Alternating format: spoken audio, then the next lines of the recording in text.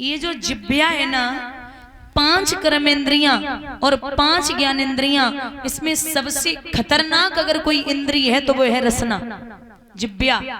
इस जिब्या में एक भी हड्डी नहीं होती, लेकिन इसमें इतनी ताकत होती है कि अच्छे अच्छों की हड्डियां तोड़वा सकती है। अब महाभारत घर घर और गांव गांव में है। महाभारत की मेन नींव जो है वो है द्वेष और अहंकार, घमंड। यहां इंसान खुद से अच्छा और खुद से ज्यादा बढ़ता हुआ किसी को देखना ही नहीं चाहता। एक माँ बाप ऐसे हैं जो अपने बच्चे को खुद से बड़ा देख लें, वरना कोई तीसरा व्यक्ति ऐसा नहीं है जो अपने सगे संबंधियों को खुद से बड़ा देख ले।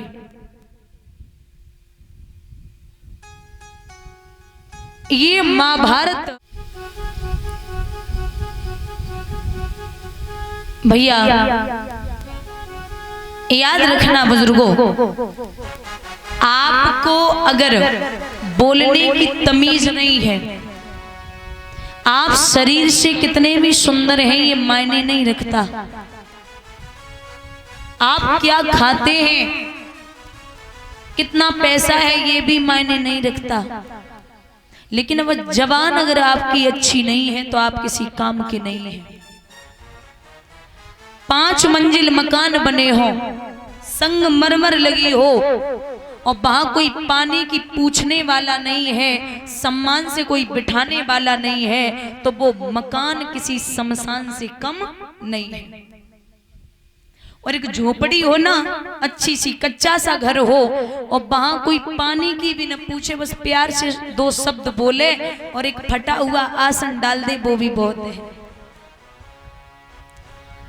अमीर जो होते ना, अमीर, आप उनके यहाँ जाना तो उनके 50 फोन आएंगे, ये करना वो करना, ये वहां से लेबर वहां पहुंचानी, पैसा वहां पहुंचाना, ये है वो है।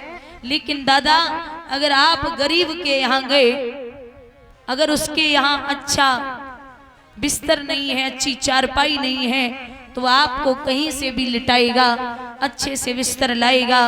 अगर घर में लाइट नहीं है, पंखे की व्यवस्था नहीं है, तो महाराज पूरी रात हाथ से पंखा करेगा, खुद नहीं सोएगा, आपको सुख की नींद सुलाएगा। जो सम्मान आप गरीबों के यहाँ पा सकते हैं, वो अमीरों के यहाँ कभी नहीं पा सकते। कहीं न कहीं उनके अंदर घमंड होता ही है।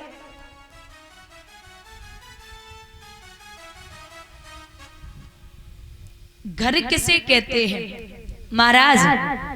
5 मंजिल ईंट गिट्टी सरिया बालू सीमेंट सब इकट्ठा कर लो और घर बनवा लो, अगर पैसा है तो, कितना भी बड़ा, कितना भी चौड़ा लंबा, लेकिन उसे मकान कहते हैं जिसे ईंट गिट्टी सरिया बालू सीमेंट से जोड़ा जाता है।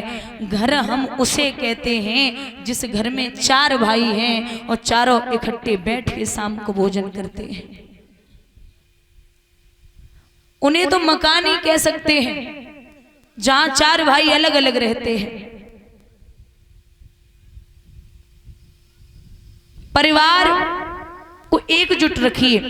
अगर झाड़ू बंधी रहे, जब तक झाड़ू बंधी रहती है तब तक सफाई का काम करती है, पूरा घर साफ करेगी, और जब उसे खोल दोगे तो वो किसी काम की नहीं है। ऐसी अगर लकड़ी 10-20 इकट्ठी ले लो, फिर उन्हें तोड़ो तो आप तोड़ नहीं सकते, ताकत लगा लेना, लेकिन अगर एक एक करके तोड़ोगे ना तो वो सब टूट जाएंगे। जब तक आप इकट्ठे हैं, एकजुट हैं, तब तक सब ताकत आप में है, और जब अलग अलग हो जाओगे तो तीसरा इंसान आपके घर में घुस के सगे भाई से आपकी बुराई करेगा। ये कलयुग है। इस कलयुग में आप खुद लड़िए और परिवार में हमेशा समझौता रखिए, तीसरे को कभी मौका मत दीजिए। तीसरा कलयुग में आनंद लेगा, आपका समझौता नहीं कराएगा। और जब भी कष्ट हो तो अपने कष्ट किसी तीसरे को मत बताना, क्योंकि वो तीसरा आपसे तो हंस हंस के जैसे बोलेगा कि अरे बड़ा कष्ट हुआ आपकी ये बात सुन के, वहां तो चेहरा उतार के सुनेगा अरे बड़ा बुरा हुआ, आप बड़े परेशान हैं। लेकिन जब वहां से उठ के जाएगा ना तो दूसरे व्यक्ति को हंस हंस के बताएगा। ये दुनिया की रीति है। यहाँ लोग ऐसे हो चुके हैं, यहाँ सुख में तो आपका साथ देंगे, आगे भागेंगे, और दुख में हमेशा पीछे भागेंगे। जब किसी की बारात जाती है ना तो दूल्हा पीछे चलता है और बारात वाले आगे, ये सुख का टाइम है। और जब कोई खत्म हो जाता है तो अर्थी आगे चलती है और दुनिया वाले पीछे। ये दुख में पीछे और सुख में आगे है। किसी भी चीज की कीमत मायने नहीं रखती, उसका कृत्य मायने रखता है। आप कितने अच्छे हैं वो मायने नहीं रखता, आपकी जवान कितनी अच्छी है वो जरूर मायने रखती है। महाराज आपसे जो मीठी मीठी बातें करे ना, जो बड़ा सम्मान से 24 घंटे आपकी तारीफ में लगा रहे, अरे जी ये काम वो काम, आप बड़े अच्छे इंसान हैं। वैसे जी लगाना कोई गलत बात नहीं है। जैसे रोटी में घी लगाने से स्वाद बढ़ता है, वैसे ही नाम में आगे जी लगाने से नाम की इज्जत बढ़ती है। लेकिन जो हमेशा मीठी मीठी बातें करे आपका कभी मित्र नहीं हो सकता, क्योंकि मिठाई में अक्सर कीड़े पड़ जाते हैं, नमक में कभी कीड़े नहीं पड़े। आपकी बुराई अगर आपने गलत कर दिया तो वह हजारों कोस तक फैलेगी, और अच्छाई 2 कोस तक नहीं पहुंच पाती। दूध बेचने वाला घर घर जाता है, दोनों हाथ ऊपर उठा के बोलिए कन्हैया लाल की।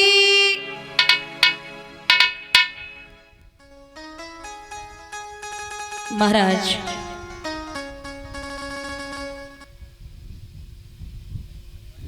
बड़ी पावन चर्चा श्रवण कर रहे थे महाभारत की।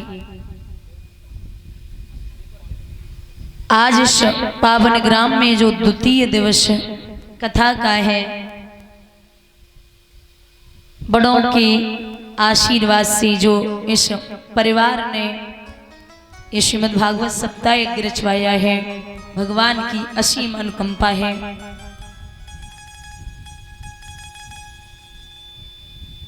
भैया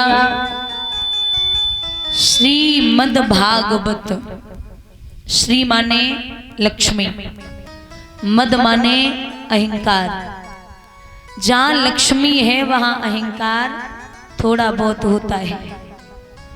भागवत, भा माने भक्ति, गा माने ज्ञान। जब भक्ति इंसान के अंदर हो तो ज्ञान अपने आप आ जाता है, और जब ज्ञान होगा तो बा माने वैराग्य, वैराग्य की उत्पत्ति हो जाती है, और ता माने तत्व। जब ये तीनों मिल जाएं समझ लो उसे भागवत कहते हैं। भक्ता नाम चरित्रा नाम इति भागवतम, जिसमें प्रभु और प्रभु के भक्त के चरित्र का वर्णन किया जाता हो उसे भी भागवत कहते हैं। महाराज ये जो महाभारत की कथा आप लोग श्रवण कर रहे थे, दादा पहले महाभारत एक जगह हुआ था,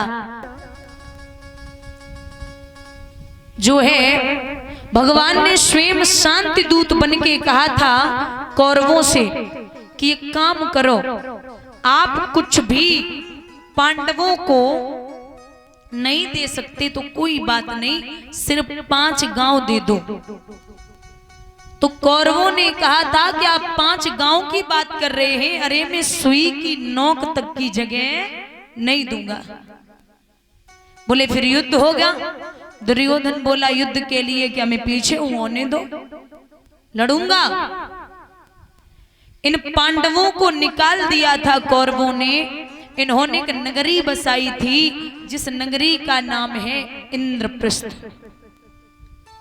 पहले इसका नाम था वानप्रस्थ।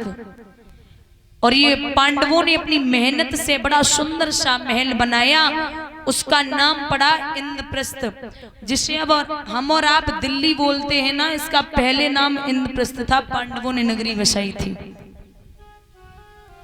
एक दिन दुर्योधन देखने चला कि पांडव कैसे रहते हैं, तो बड़ा अच्छा महल था, जहां जल था वहां थल दिखाई दिया, और जहां थल था वहां जल दिखाई दिया। दुर्योधन का पैर फिसला और गिर पड़ा। द्रौपदी अटे पे खड़ी थी, जवाब देने लगी, अरे दुर्योधन जी, हमें तो पता है कि अंधे के अंधे ही पैदा होते हैं,